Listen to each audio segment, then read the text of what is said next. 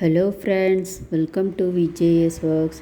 இப்போது மசாலா ப்ரெட்டு எப்படி செய்யலான்னு பார்க்கலாங்க. இது ரொட்டி ரோஸ்ட்டு அப்படின்னும் சொல்லுவாங்க.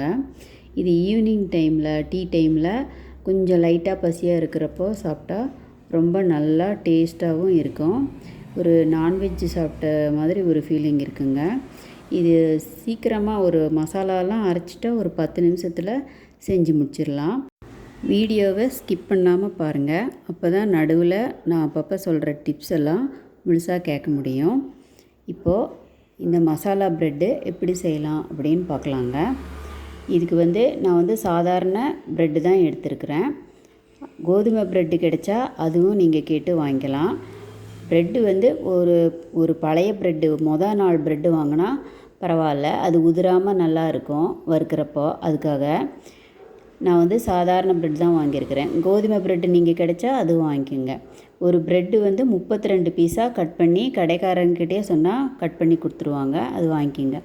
இப்போ அதுக்கு தேவையான பொருளுங்க: கடுகு உளுத்தம்பருப்பு 1/2 ஸ்பூனு, பிரியாணி மசாலா கொஞ்சம் எடுத்து வச்சுருக்கேன், பெரிய வெங்காயம் ஒரு நீள வாக்கில் ஒரு 2 வெங்காயம் கட் பண்ணிட்டேங்க, பச்சை மிளகா ஒரு 2 கட் பண்ணியிருக்கேன், கருவேப்பிலை கொஞ்சம், முந்திரி ஒரு 7-8 உடச்சி வச்சுருக்கேன், ஆயில் தேவையான அளவு.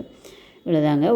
முதல்ல ஒரு வானிலையில் ஒரு 2 ஸ்பூன் ஆயில் விட்டு ப்ரெட்டை ஒரு 5 ப்ரெட்டு இல்லை 6 ப்ரெட்டு பீஸை போட்டு நல்லா கோல்டன் ப்ரௌன் வர்ற மாதிரி நல்லா வறுத்துக்கணும். அடுப்பை மட்டும் சிம்மிலேயே தாங்க இருக்கணும்.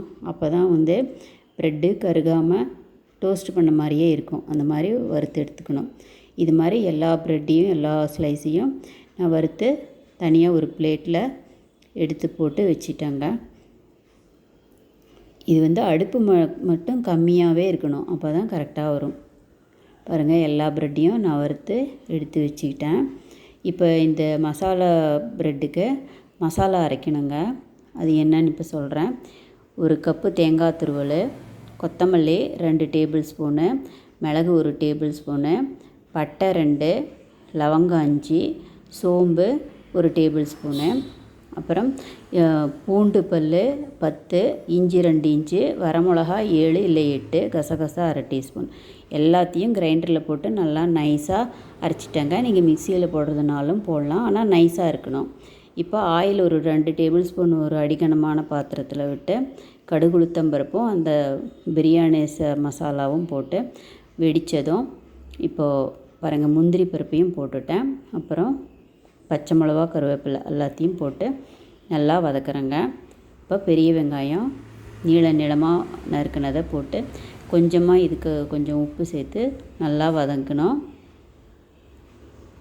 வெங்காயம் ரொம்ப ப்ரௌனாக ஆக வேண்டியதில்லை, ஒரு பாதி அளவு வெந்தால் போதும்.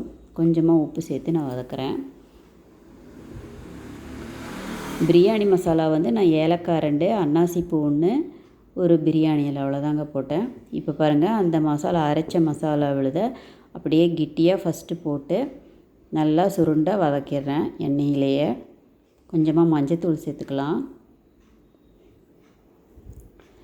மசாலா மட்டும் நல்லா நைஸாக அரைச்சிடுங்க, அப்போ தான் நல்லாயிருக்கும் சாப்பிட்றப்போ. அந்த மசாலாலாம் ப்ரெட்டுக்குள்ளேயே இறங்கி அப்போ சாப்பிட்றப்ப இப்படி ஜூஸியாக மசாலா நல்லா சூப்பராக இருக்கும் டேஸ்ட்டு. நாங்கள் இப்போ அந்த மசாலா அரைச்ச தண்ணியை கலந்து அதில் விட்டுட்டேன். இதுக்கு உப்பு எப்போவும் மசாலா ப்ரெட்டுக்கு கம்மியாக தாங்க சேர்க்கணும். மசாலாவுக்கு மட்டும் ஆற மாதிரி உப்பு சேர்த்தா போதும். ப்ரெட்டு ஏன்னா உப்பு இழுக்காது, அதனால் கம்மியாகவே ஃபஸ்ட்டு போடுங்க. கொதி வர்ற வரைக்கும் அப்படியே மூடாமல் அப்படியே பார்த்துக்கலாம். நல்லா கொதி வந்ததும் அடுப்பை சிம்மில் வச்சுட்டு மூடி போட்டு மூடிடலாங்க. இப்போ அப்பப்போ எடுத்து 2 தடவை கிளறி விடணும். பாருங்கள், கொஞ்சம் கொஞ்சமாக கிளறி விட்டால் தான் அந்த பச்சை வாசனையெல்லாம் நல்லா போகணும். அப்போ தான் நல்லாயிருக்கும் ரொட்டி ரோஸ்ட்டு.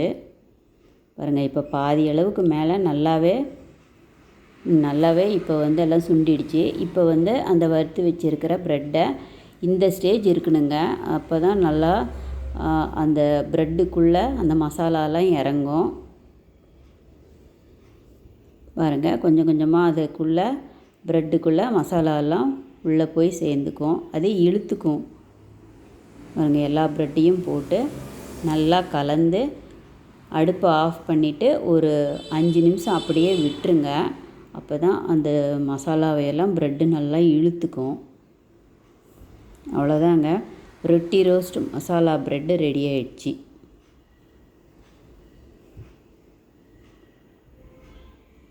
ஒரு 5 நிமிஷம் அப்படியே விட்டுருங்க. எடுத்து இப்போ கொத்தமல்லி தூவி கலந்து பரிமாறிடலாங்க. அவ்வளோதாங்க.